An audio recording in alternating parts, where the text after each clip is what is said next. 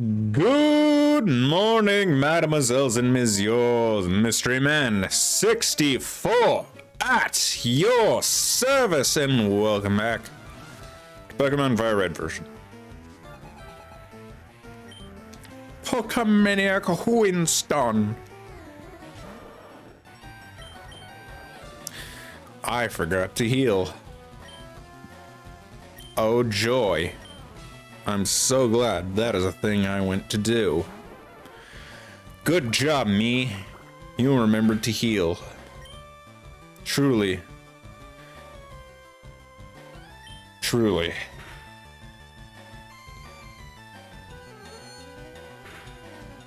Out of curiosity, are you pure water or are you psychic type yet?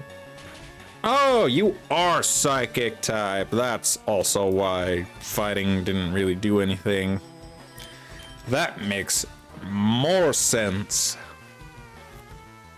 You see, I wasn't 100% sure if it was water psychic yet, or if it didn't get that until it evolved. It's good and competitive. Like, it's really good and competitive. But here, nope. But it's real good and competitive. I'm just letting you know that although right now I'm not using it, it's real good. Competitive. Hey, monkey! My monkey. How's it going, monkey? Hi, monkey. My monkey, stronger than you, monkey. It's a monkey. Sure, I could use coral, but actually, considering I don't actually know what the encounter table is like, I've found 2 fighting types and 1 rock type. So far, only the rock type gives me fear. And I do need... out of curiosity, I wouldn't happen to have a revive, would I? I technically have a revive, but I don't want to use a rare candy just to revive. Rare candies are a little bit more valuable than that. Little bit more valuable than that.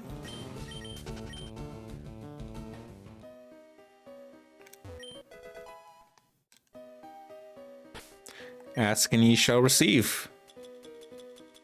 How about that? Huh. Ask for a revive, get a revive. Sure. You also don't really have heals outside of super potions. Monkey could use it. Yeah, 37. Otherwise, I'm hold off until I need it. Okay. Honestly, I've probably seen most of the encounters. So let's peck you. When do I get Drill Peck? I really want Drill Peck. It's a real good flying type move with basically 0 drawbacks. I might actually be one of the best flying type moves, ironically. Like 80 base power, 100 accuracy. There aren't many that are better than that. Like Aerial Ace at 60 is good because it gets technician boosts and never misses.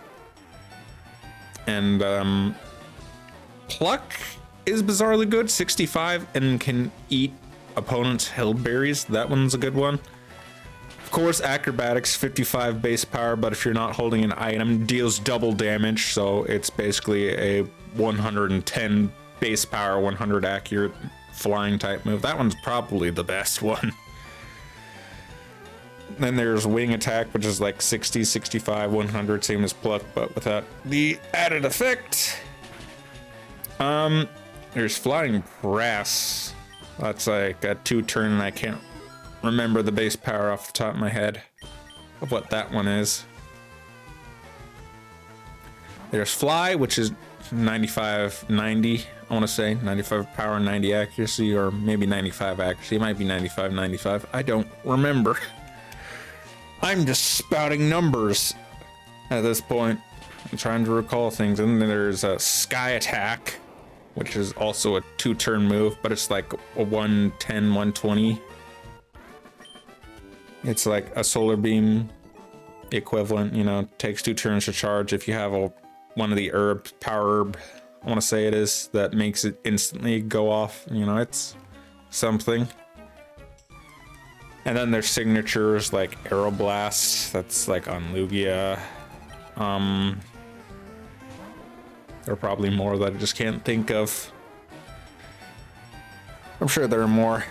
I'm not a complete encyclopedia, but the amount of knowledge I do know is terrifying. A solid 50% of my data banks is useless Pokemon knowledge. I haven't even done a tournament, but I'm sure if I went, I would be scary with all of the knowledge that I possess if I actually bothered to try. Because I can definitely think of stupid strategies that no normal person ever would. Because, you know, I am a crazy person sometimes. I can definitely think of some funny things. 100%, 100%. Let's see here. Water gun. Take that.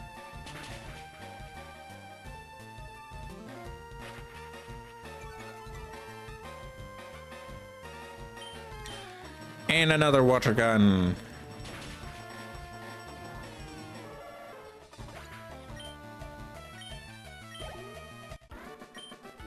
Steve. Good old Steve. I do need to make you a little bit higher level, because you never know. Making you 1 level higher could make the difference between a win and a loss. That, and you do have Runaway, which makes running guaranteed.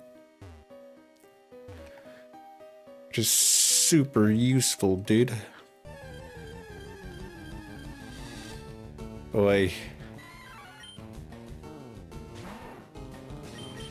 You know, it's some of the later routes that I fear the encounter table ones, because I'm just like, well, this is going to be an entire episode.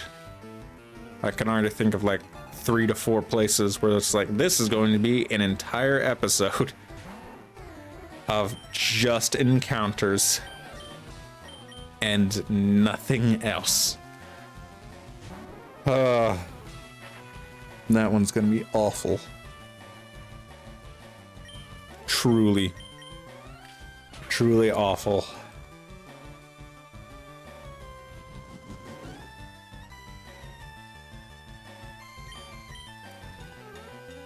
Yay! Paralyzed! And I just hit it once. Yes, I can. I definitely want to say Drill Peck is either 28 or 30. At least sounds correct. It sounds right, therefore it probably is. But you know, this is also Fire Red, Leaf Green, where in terms of learnt moves, I'm not as versed because, you know, this is effectively the first time I'm playing vanilla. Well, if I was using Machop, then that'd be a bit interesting. There's a reason I say this. It gets interesting until Sword and Shield for reasons. Don't worry about it. If that's vague, I'm trying to be. Let's just say this is as close to vanilla as I'll get. With some things. Don't worry about it. You won't have to worry about that for a while, if ever. I just wouldn't worry about it personally. But I've definitely played modded versions of this game. Like, I played a modded version where all of the Pokemon are changed into Yu-Gi-Oh monsters. That's a fun one. I feel like one of the more famous ones is the... Should I even speak its name? There is a famous one, a very, very prominent one, like, even more, like, another famous one is probably, Rocket Red. But there's one that's way more famous. Way more, I don't know about, like, even infamous. It is well known. It is a thing that changes the sprites. But they're the same Pokemon, but different. Some of you know what I mean. It is a ROM that some people have made. You know, it has gone above and beyond, you know. There's a platinum version, Heart Gold, Soul Silver version, Emerald version. Like, you can technically mod the sprites in black and white, but they'd have to be static. But you can do it. That is definitely something you can do. Like, I found there are tools that exist to modify the black and white sprites. Getting them to move and animate, however, is another story.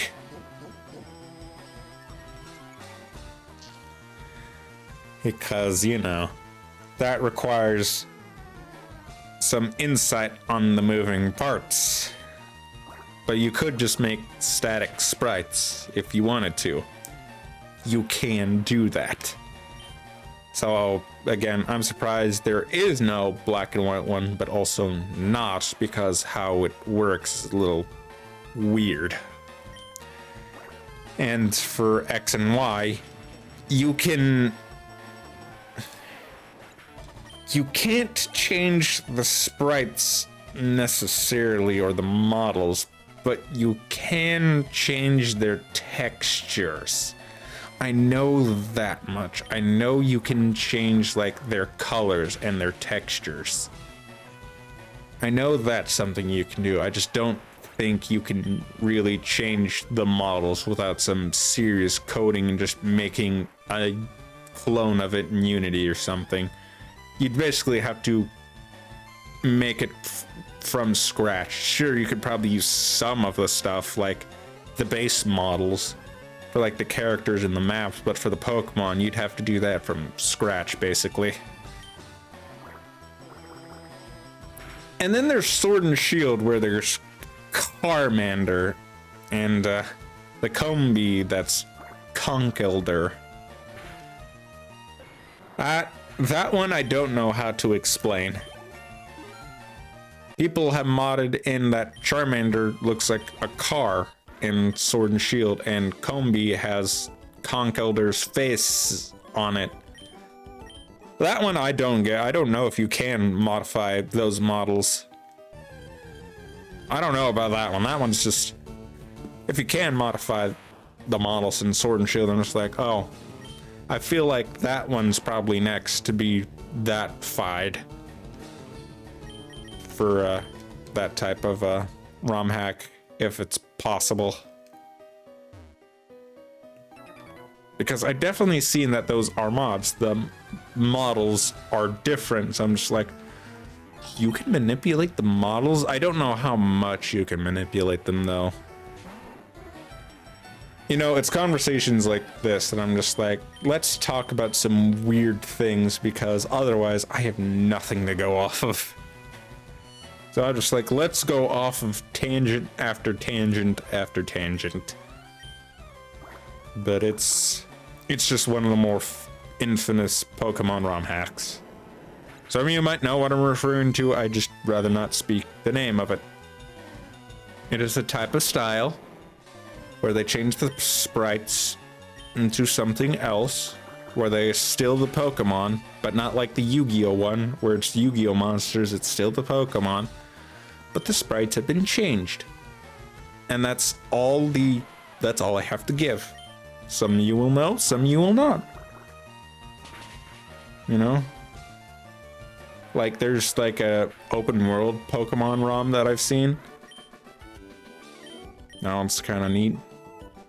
It's crazy. Like, I feel like if a game is to get hacked, I feel like Pokemon is usually the first to be ROMmed or uploaded as a ROM or ROM hacked. I feel like Pokemon is always one of the first ones to get it. I don't know why, it's just that's how I feel like it is. I haven't seen anything with Scarlet and Violet yet. But with how broken that game is, I feel like it isn't far until somebody cracks it. I feel like it's probably soonish, you know? I feel like it wasn't that long for Sword and Shield to get cracked and for there to be the weird models and randomizers. There is a Sword and Shield randomizer. I tried to get it to work, but couldn't quite figure it out. I'm sure it's easierly understood now, mind you, but yeah, there is a randomizer for Sword and Shield. That exists. Which I'm surprised.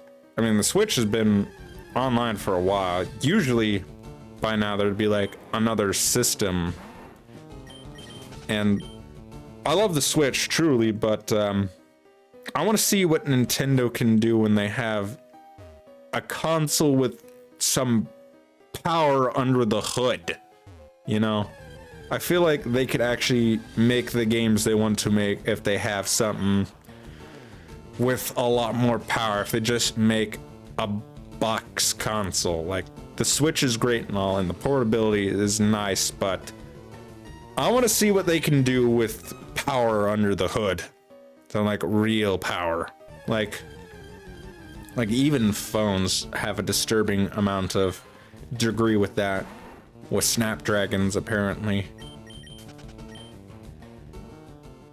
Man, I've just been going off on tangents. That's just how this Let's Play is going to be. Me going off of tangents. Tech stuff, Pokemon stuff. Look at the puff. Whoop whoop, that's the sound of the puff. Puff, puff. Oh, that was probably awful.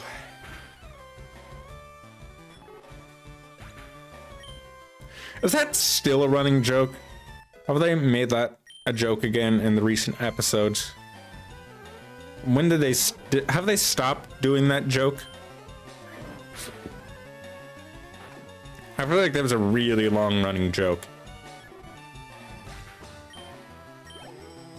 Another really long running joke is that some of James's Pokemon just eat him. You know, with Victory Bell, Carnivine. Does he get another one that eats him? You know. And we've circled back to Pokemon.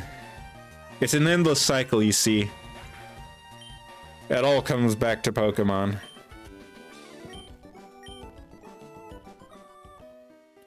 It all forms from the single essence. I don't know. I don't know what I'm saying. I don't know. I don't have a clue. I don't have a clue. But I think this will end things off here after going off of several weird tangents. But as always, I'll see all of you in the next one. Until then.